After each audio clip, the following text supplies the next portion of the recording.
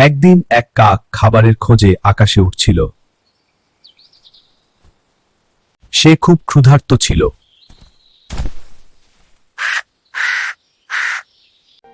হঠাৎ সে একটি রুটির টুকরো দেখতে পেল। কাকটি দ্রুত রুটিটা তুলে নিল। ঠিক তখন এক শিয়াল কাকটিকে দেখতে পেল। তুমি খুব সুন্দর কাক।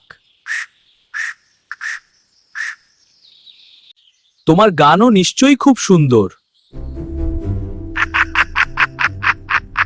আহা, কি সুন্দর পালক! তুমি সত্যিই একজন রাজকীয় কাক। প্রশংসা শুনে কাকটি খুব খুশি হলো।